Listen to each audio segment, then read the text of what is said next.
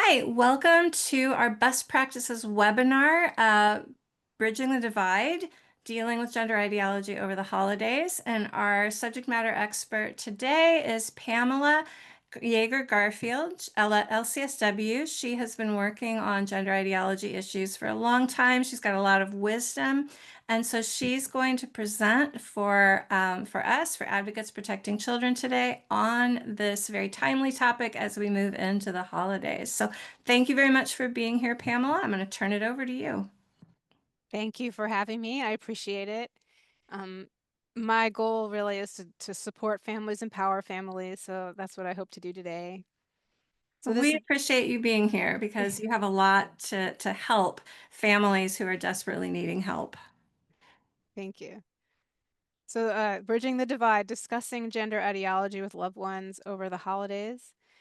So yeah, some of it's discussing, some of it's just more like dealing with the fact that gender ideology is within the family and, what do you do or what do you not do? Or how do you handle it?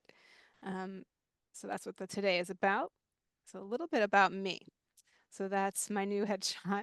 So I've been licensed as a social worker in California since 2005. I actually no longer live in California. I've left for political reasons, actually. Um, that's a whole different webinar. Uh, Yeah. but I have a lot of experience working with families and working with people with mental illness, more severe mental illness like schizophrenia and bipolar type 1, and then also more just family type issues, relational issues. I've worked in schools. I was a clinical supervisor, and I even had my own private practice for about 10 years in Palo Alto, California. And most of the time when I was working full time, quite frankly, I did not encounter this trans thing because, as you all know, it's relatively new within the field because it's only exploded in the last, I'd say, 5 years, even though it's been around, but just wasn't quite as common. Um, so my story is I had to leave work because I had this physical disability. I had this rare condition called thoracic outlet syndrome, and quite frankly, I went through this odyssey where doctors didn't believe me, and I went through the healthcare system where I started off trusting experts, like I think a lot of parents do also. They trust the experts until they realize the experts don't know what they're talking about and they don't often listen to their patients. And that's what I went through personally. So I think that in a way that also informs me on what I'm talking about when it comes to the trans issue, because I realized that my profession, the mental health profession, might be the absolute worst when it comes to who to trust when it comes to this issue. And so I decided I needed to step up and speak about it. And it was easy for me to do because I had been already displaced in the field. So I had less to lose like than my colleagues did. So I felt like I needed to lead the way and bring back some sanity. So that's how I landed here. Okay. So um so is your loved one coming home for the holidays? To face this potential challenge, build on gratitude and strength. So that my initial message for you, and as you're thinking about having a loved one coming home from the holidays, which I assume there's two different situations where the person isn't coming home and they're dealing with the grief that the person has maybe cut them off or chosen not to come. I kind of was thinking in the mind where they are coming home and there's going to be tension or struggles. You don't know what to say, how to use the pronouns, or what to tell grandma or anything like that. So, um, Marcia or anybody else, is which situation are we thinking about here? Well, I can think I'm thinking of a third situation too, Okay. where you've got relatives who are wildly pro-trans, and maybe your child has cut you off, and these relatives are like, well, of course they cut you off because you're a hateful bigot. So Yeah. that's also a third situation. And then actually in a later slide, the other situation is when people are just asking you about your daughter or your son that has gone through this and figuring out what to say to them and the grief around that too. Yeah, and I'm not sure what is this. There are so many different situations. I think that's partly why I left it open-ended because I'm like, which is the situations people need help with? Because there are many scenarios.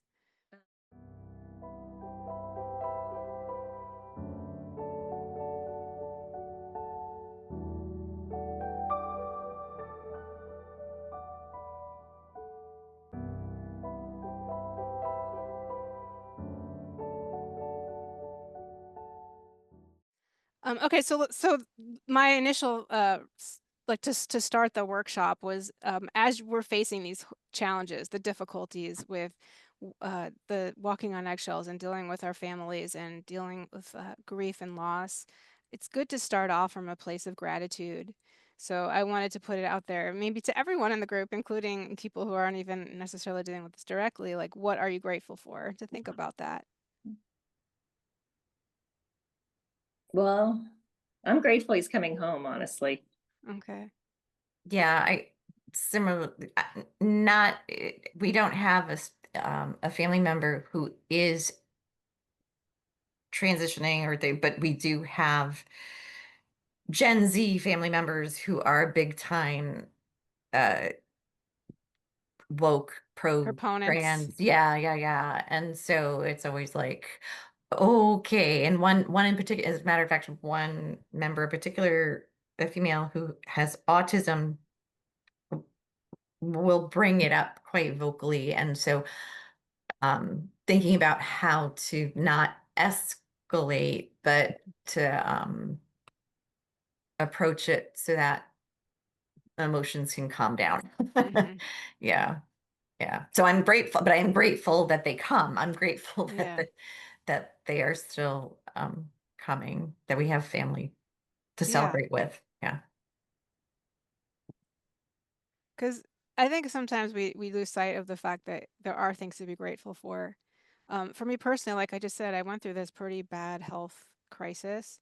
So when I'm going through something now, I remember that I'm already suddenly taking for granted the fact that I'm not in like severe pain and then I'm not spending Hmm. my entire day trying to get through it because I just physically, it's such a physical challenge. So I really, it has shifted my perspective that I'm so grateful to be healthy, that I did find the surgeon to help me to get this very specialized surgery that people in other countries could never get. So even when I'm dealing with my own family conflicts, because I have my own too, I'm not above it. I always remember that that I'm grateful that I'm healthy, that I could go see them, and that they're also there and they're healthy too. So it's just always important to, when you're in the thick of it, to just sort of remember that, to ground yourself in what maybe we all take for granted. Well, that's a really good reminder. I mean, just in general, like Yeah. going through your day thinking you're having the worst Hmm. day ever. Well, there's still things that are good. So thank you for that reminder. I mean, it's not to downplay the struggles that are real, but Mhm. sometimes we lose perspective. Mm. Okay, so the other thing I wanted to bring up was expectations. So a lot of times we come into this with a lot of worries. Some of them are coming from a very real place. However, we don't really know what's going to happen. And then also, I don't know your guys' personality or people who are maybe listening on the recording, if they have the personality where they want to make it all perfect and great, do everything, be the perfect person and say the perfect thing and do the right thing so that everything will go smoothly. And if they just didn't say this one thing, it would have been just fine. That's usually not true. Yeah. Um, so just to curb your expectations and don't expect things to be perfect. Don't expect you to be perfect. And remember that you can't control everything. And then, yeah, you might be pleasantly surprised that you might be coming in expecting some kind of big conflict, some big argument about some political thing, about this, about, with maybe some relative that also agrees or, disagrees with you. But you just never know what's going to happen. And this is in cognitive behavioral therapy, they call this future telling, where you anticipate what's going to happen before you act excuse me, Hmm. before you actually know. And, some of it, like I said, can come from a real place, but we can get into a lot of trouble expecting things to happen that don't actually happen. And almost, recreating what we fear just because we have the fear as opposed to what really would happen. So I just, So I'm wa- wasting my time like planning every possible conversation, and like that's what I spend most of my mental awake time on.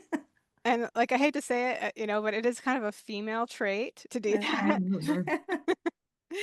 So if I don't know if I'd end up talking to more moms, but that's more of a mom thing.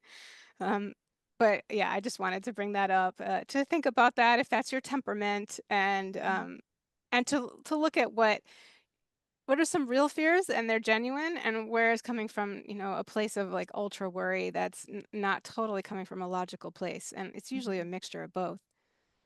So any comments or questions about that? I I think can so relate to that Yeah. as just a person and especially mother. I can, the whole perfectionist problem. Yeah, exactly. Like, oh, if only I had done this, or oh, let me think of every permutation. Although in my, never mind. I was going to say, in my case, I had a dad, an electrical engineer dad, who was, I think, even more like that than my own mother. But It doesn't necessarily have to be a female thing, but just right, that's just right. sort of the But trend.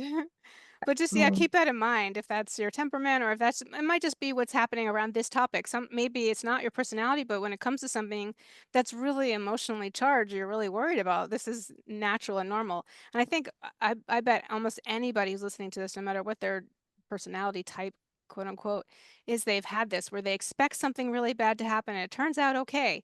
Or vice versa. They expect it to be wonderful and oh my God, what a mhm, disaster. Um, so like people who plan weddings, oh, we have somebody that's going through this. People who plan weddings, oh my God, I got to do this, I got to do that. And you plan for all these things and then, things happen, but usually it turns out all right. So just to keep that in mind if that's what's going on for you. I think that's so true. I think it's especially true maybe when your kids are younger, Hmm. and you're kind of the captain of the army and you're ugh, organizing everything and you feel like you're responsible for their experiences and things. At this Yeah. point, like more with adult kids, I think it's easier to step away from that role and that Hmm. outlook. And I more just, I, I might more, it's healthier for me. It's easier for me and my husband to just kind of sit back and see what unfolds and not really expect anything other than just being that's together. good. And it's just, it feels better. And then a lot of times it's really just a big nothing burger anyway. The thing you might be worried about, or, oh, what if this thing happens? It really doesn't, just as you said. Yeah, And, like you can worry about this whole other thing and then it's this whole thing you never even thought of is the thing you should have actually worried about maybe. yes, So right, you just can't we just can't always anticipate what's going to happen in life. And people change, both for the better and the worse, or however you want to quantify that. You might expect someone to be really confrontational about a certain thing and then they're not. They might have, mhm, it just, you don't know. right. So all right, so bring up, I think the holidays, this is not just around the trans issue, or not doesn't it's not just solely connected to the trans issue, but the holidays really bring up a lot of grief, and the trans issue is in particular something that a lot of parents are thinking about, the amount of grief they have. The like some things I can think of is, the family gathering you thought you would have if gender wasn't a big thing in your family. Um, being a parent, as you all know, it just inherently brings up grief. There's loss because your kids are growing up, things are changing. It's that's how kind of life is. Um, so the holidays are often a checkpoint where we're noticing the changes. If there is actually a death or a loss and you're grieving, that's a whole extra layer of grief that holidays bring up. If people have to move, if there's all kinds of changes or severed relationships. So my recommendation is for you to take the time to acknowledge your grief and recognize it and kind of be kind to yourself and give yourself space and kindness about the things that you have lost.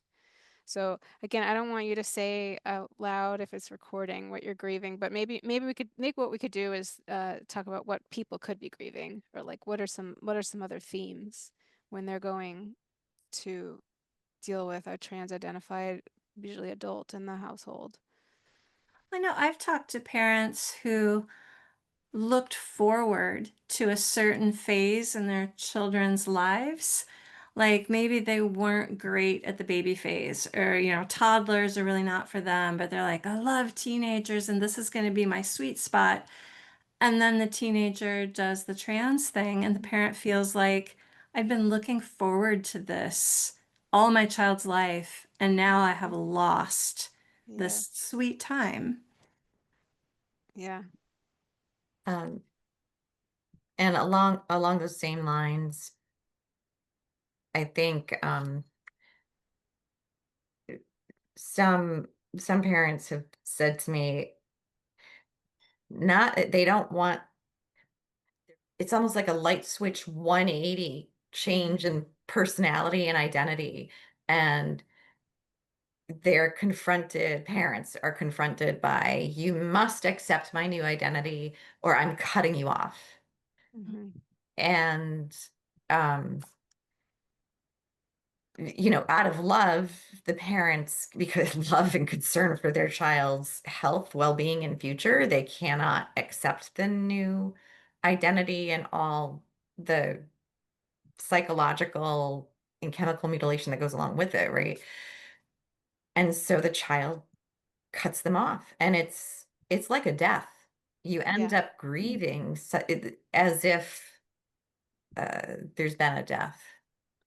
And Yeah. also, if a child dies, You can, everyone supports you, and Correct. everyone, That's right. like they know, you have support. But when a child does the trans thing, so many people blame the parents for Right. not, well, of course, like I said earlier, well, of course they cut you Exactly. off because you're a Right. hateful bigot. Right. And so you don't even have that support to Mm. grieve. So it's harder. It's like, your child is still deep down inside, right? That you believe, you hold out onto that kernel of hope, because as long as there's breath in them, Mhm. there's hope that they will come back to reality and embrace their authentic identity, come back to reality. mhm. But it's gosh, it cuts deep. It-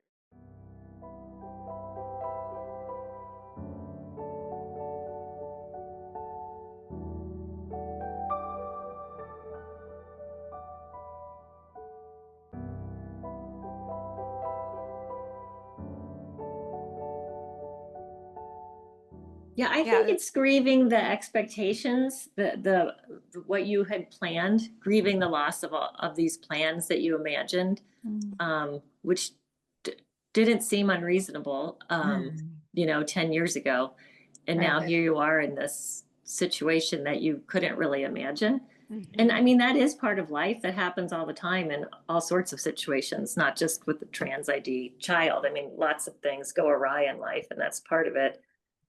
But Um, those things aren't affirmed and supported though, usually. yes, exactly. Right. And that's They're part of the difference, recognized. is that Or generally, blackmailed. yeah, these other things are they're universally, but people understand, I suppose. You get more social support for these Right. other types of losses than you do for this grief. So it does feel a little different that way. Yeah. I'm thinking Mm. about just, I obviously don't have this personally, but the one thing that's somewhat similar, I'm dealing with a family member who has dementia, and Mm. that it's like he's still there, but he's not fully there. And so Mm. there's that aspect of it. It's a lot of differences there, but um, and there's more, in a way, there's more hope with the trans ID kit because they can come back around, but you just don't know. Um, Mm. but knowing now I'm forgetting that word, but there's a word for it where it's grief that's not solidified. I'll have to look that up, but now I forgot the Right. term. But there's a Mm. term for that where it's grief where the person's still alive, they're still walking around, but they're not fully this. They're not. You still are dealing with the loss of that person, and I feel like there's some similarities there. Mhm. Absolutely. Mhm. So I encourage you to think about what you're grieving personally, and give yourself some care for that. Like give yourself some space for that and acknowledge that and recognize that before everybody floods your house and you're worried about the temperature of the turkey and who's saying what and all the stimulation of the holidays. It's going to distract you. Give yourself the time to like kind of grieve ahead of time. Mm. Are you guys familiar with Lisa Schultz? She wrote this book, The Trans Train. Mm-mm, I don't think I am. You should read it. It's really, really good. Okay. And it's on, I have Kindle Unlimited, so I read it on my Kindle Unlimited plan. Okay. And it's really well done.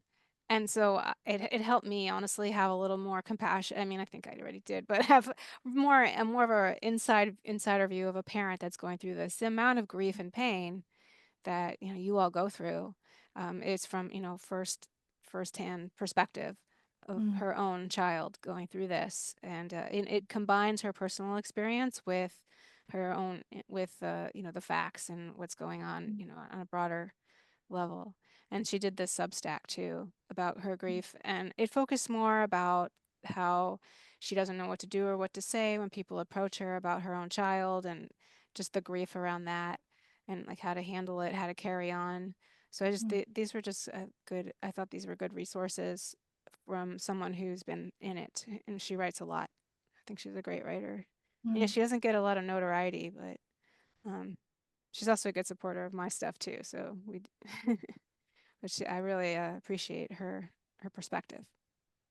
Well, we'll have to look at that and see about putting that with our resources. You should. Yeah, Okay. I recommend it. Um, Okay. I don't know if she does trainings, but maybe she would do a training for you. Okay. Um, so yeah, she has that Substack, Eyes Open. Okay. Okay, so now that after you've like maybe processed your grief or at least acknowledged it, I want to get into how to be strong, how to be a leader as the especially if you're kind of more of the in charge of the holidays, you know, scene. But these are some of my thoughts about being a leader for the holidays. And so for you to remember that you, the parents, are the head of the family. Even with adult kids, you're still the parents. You might not be telling them, you know, how to live their lives day to day, but you are still the parents. And especially if they're coming to your home, remember it's your home. Um, that your love and boundaries set the tone of safety and expectations for the family. And if we're talking more, it's a little difficult when we're talking about adults versus yeah, you know, minors. But a lot of times I think people recognize that when minors are doing this, they're kind of floundering because sometimes the parents aren't setting such solid boundaries. Not really because they wouldn't, that's their temperament, but might be because they feel strong-armed not to set those boundaries because of all the things you were just saying about how they feel they have to, or they feel blackmailed to uh, you know, to affirm. But if you kind of go back and forth, wishy-washy, you're not sure what to do, what to say all the time, that sometimes can bring about more anxiety and set the tone of, you know, more just more instability. So having those boundaries are important, and that's how teens and young adults develop by pushing against, you know, you got to be the bad guy as the parent, not fun all the time, but that's what you got to do. So I know we want to, you know, we want to be nice, but sometimes we have to also remember that we have boundaries, but, you know, we still want to be loving. Mm. So I just wanted to remind parents that they are still the parents and that the boundaries do matter, you know, setting, you know, kind of setting the expectations, having the tone of being the leader, and that you are not transphobic or homophobic or anti-LGBTQ or anti anything for being concerned about choices, being concerned about someone taking drugs, cross-sex hormones that are going to harm their health, that are living a lie, an identity that's not true, and for headed into getting surgeries of, you know, done on healthy body parts, and for mixing with a community that has a lot of predators within it, and so many other reasons why these are choices that are not healthy and not good, and doesn't make you anti anything. It makes you a good parent, quite frankly. It makes you logical, it makes you smart. it it doesn't make you anything, I think, and that's by design. I think everybody knows that you're called these names to prevent you from being that person that you should be, that you're designed to be, the parent that's supposed to protect your children from harm. So I just want to remind parents of that. I think sometimes they lose sight of that and they forget. Well, and Pamela, before we started today, you and I were talking about how hard it is for people to accept not being liked. Like, Mm-hmm. we all want to be liked, we all want to be approved of. And as you said, this ideology has set up these ways to bully people into doing what the gender the gender activists want done. And they're in some ways leveraging that human desire to be liked and to fit in and to have community. And we really do need to remember that we're not always going to be liked when we're doing the right thing. And we've just got to Mm-hmm. learn to develop a little bit thicker skin about that. Yeah, and we need to believe in ourselves, because I think I've done this. I think I've gotten better as I've gotten older, but I think we forget to believe in ourselves and to trust our guts, because just because someone else around us is saying something different to really dig deep and think about what you believe and not be swayed by other people just because they call you names. Mhm. So to have that confidence in yourself and what you believe in and stick to it and not waver, I think is important. And I think that you're setting a really good example as a parent when you do that. Mm.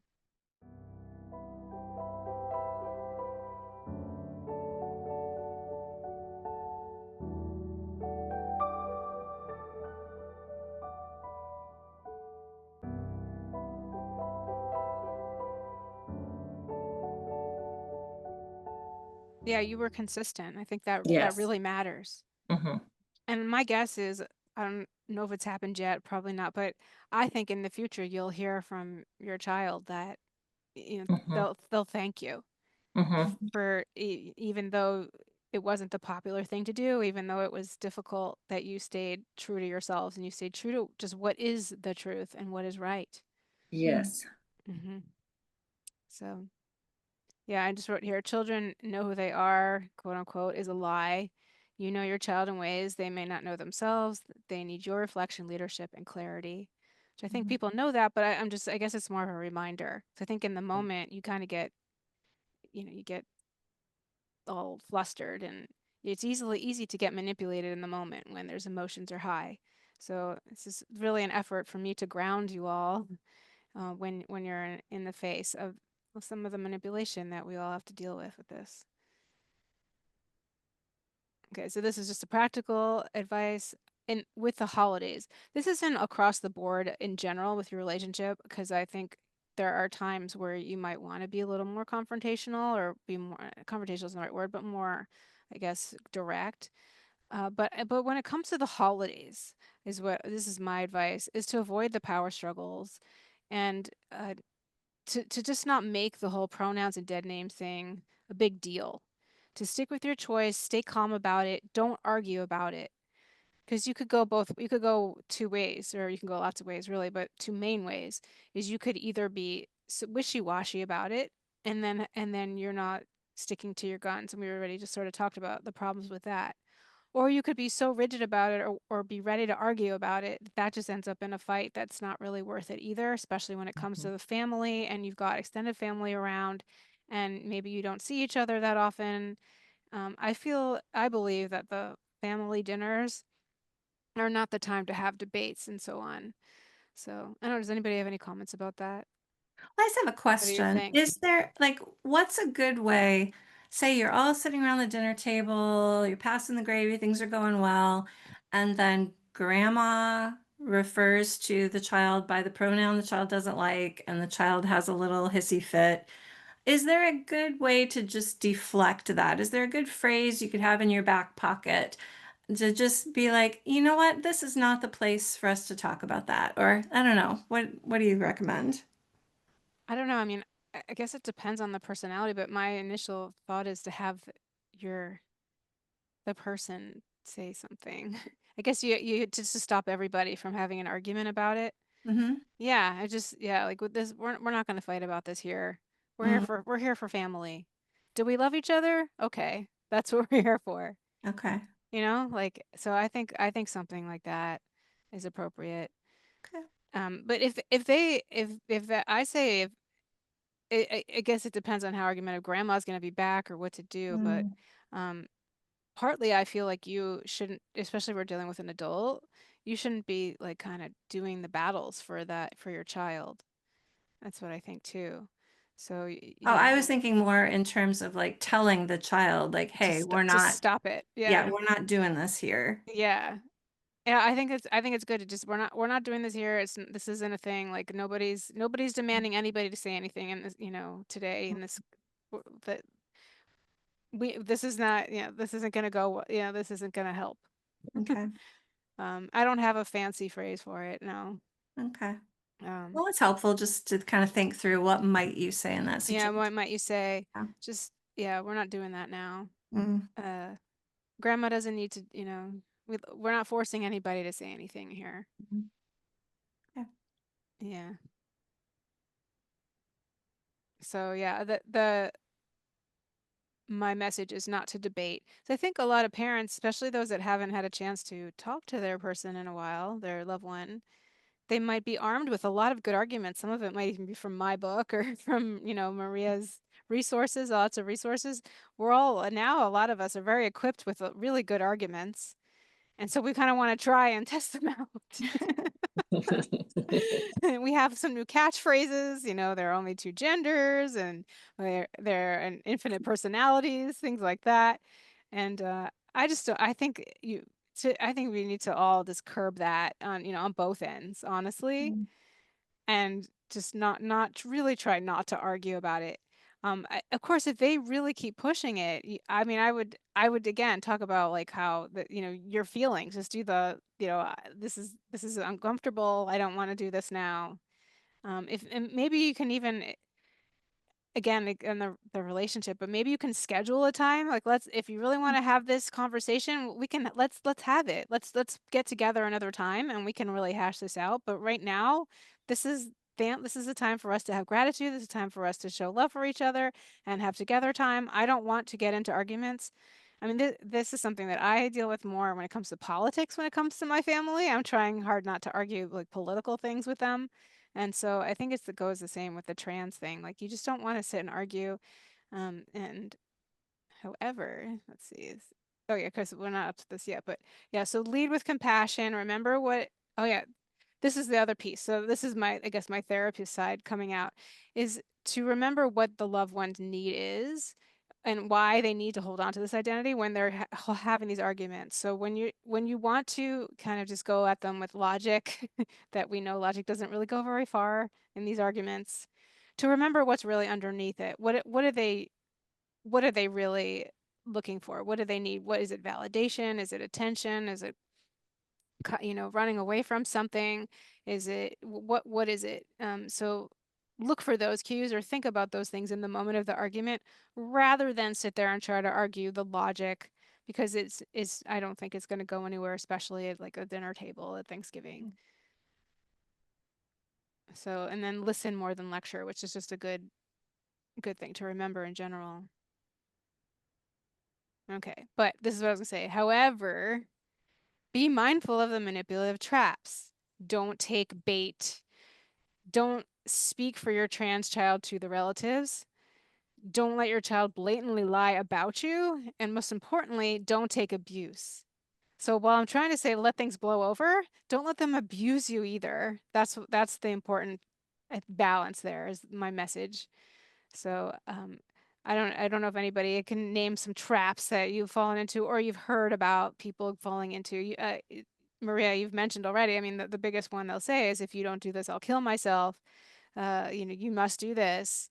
But are there other traps? I mean, a lot of this is kind of personality disorder type behaviors. And you know, they're learning to do this. You all know this. They're learning to do this online. They're trained to do this. They're looking for cues. They're looking for things for you to say so that they could take it back to their friend groups and say how abusive you are, how transphobic you are. So really try hard not to give them, not feed them those traps, you know? So any comments or questions? It's Yeah, a so lot of good stuff to think about. I think we're probably all just like yeah. mulling over both past and future. Mm-hmm. Yeah. So I really want people to, so this, I think that this is the big challenge, and is that we want to be strong, we want to be powerful, you know, in terms of being good leaders, like I said, but we also don't want to be walked, we don't want to be walked, we don't want to be so rigid that, you know, they're no longer able to like hear us or relate to us, but we also don't want them to walk all over us. So how do we find that balance?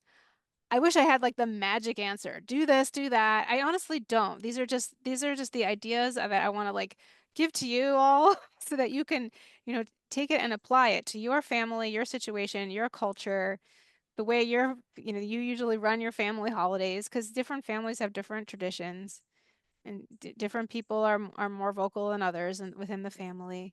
So I just, these are the things to think about. I think that's really helpful.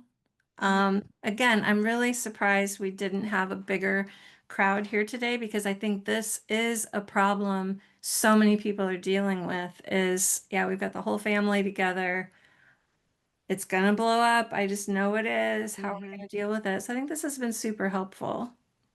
Good, thank you. I hope for it's really more what I wanted to put together was more like food for thought, so people didn't come in there feeling blindsided or just coming in holding all their worries and then, vomiting it out all over the family. And also to be equipped to realize that you could be you don't want to be abused either. You want to be strong, you want to be powerful, you want to be ready.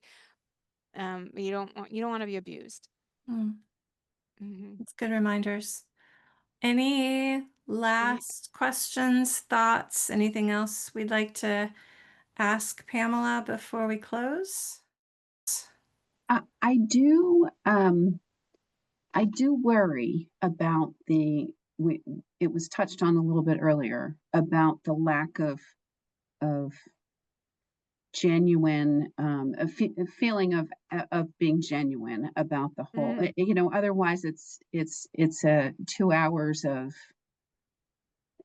platitudes and happy talk walking on without eggshells. without right, everyone walking on eggshells. And at the end of Thanksgiving dinner, at the end of a Christmas weekend, is everybody saying, why did we bother? There was really no genuine exchange of affection, no genuine exchange of who I am to my family member or who they are to me. So, I think Yeah. that's a good concern. And I also feel like it's okay if you get in a fight. Like, I mean, you don't want to like pick a fight and you don't want to sit there and like instigate fights, but I think it's okay. Like originally when I said like, curb your expectations, things could blow up. And when I said don't take abuse, that means you have to stand up for yourself and you can't just let them just walk all over you. So I wouldn't allow that to happen. And most likely that would end up in some kind of fight or conflict. And I think that's okay. So I think part of it is to recognize that things might not be that smooth, and that's all right if you want to be genuine. I wouldn't just completely swallow pride.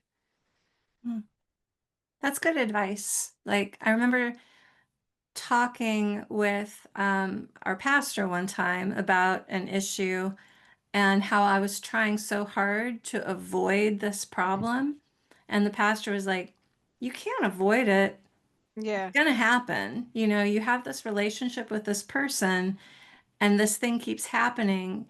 It's gonna happen again, and you just have to decide how you're gonna respond when it does. And that was so freeing because I was like, I don't have to try to prevent this. I just have to figure out how to yeah. deal with it when it happens. Yeah, I mean, okay, I'll speak from personal experience. Someone in my family actually alluded to the fact because I have some conservative values that I'm supporting Nazis. I happen to be Jewish too. And it wasn't hyperbole. And I wasn't going to let that slide. Mm. We got into a big fight. I'm actually really glad we got into a fight because I spoke up for myself. And I don't know if that person heard what I had to say, but I was genuine. I didn't let that go. And I feel like the same thing with the trans. They start calling you names, they start demanding that you use pronouns, they start demanding things from you. Don't let that go. You're gonna be respectful. You're gonna say I love you. You're gonna say why it's hurtful to you. But don't just pretend it didn't happen just to make peace. Mm. That's good advice. Yeah. But you also don't want to sit there and be ready to have a big fight about it and up front. That's what I think too. right. Right. So, It's like a fine line, isn't it? Yeah. Between like just, you know, um, carrying yourself with love and honoring who you are. And so Mm-hmm. I agree with you. You can't, there's certain things you just can't put up with, and then you just have to speak up. Yeah.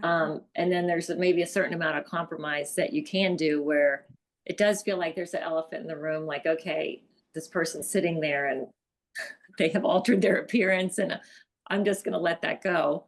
Um, well, maybe we do that in other situations too, right? Where someone gets a haircut we hate, or they're wearing Yeah. stupid clothes we hate, and we just, the polite thing to do is maybe not call attention to it and just treat them with love. Well, a lot So, of it's they're looking for that. Like it is attention seeking. yes, And you kind of don't want to feed into it. yes, So if they're they're looking for you to put all this attention into something, you shouldn't do that. Yeah. Yeah, I agree. If you can take the high road, that's a nice way to take. Yeah. But there's a certain time when you just have to, you know, Yeah. speak But up. if they're disruptive and if they're doing Yes. something inappropriate, they're doing something rude, if they're especially towards another family member, Yes. don't tolerate that. You know, don't Uh-huh. let them get away with it. Because I think that's also, they're testing you when they do that. Testing the boundaries. Yes. Yeah, I think that's a test. Oh, are Mhm. they going to tolerate this? Okay, let me push a little harder. Let me be a Mhm. little ruder. Let me see how much further I can push them. Mhm. Yeah. So, yeah, I wish I had like a formula, but I don't. Well, this was really helpful. I mean, a lot of Mhm. good things to think about. I appreciated what you said about being thankful, go into the holidays, recognizing what's good, allow yourself to grieve whatever it is you're grieving. Don't ruminate in advance and make plans for things that are probably never going to happen, Mhm. but be prepared for what could happen and go into the holidays hoping for the best, prepared for the worst, maybe. Is that a good way to say it? With strength. Yeah.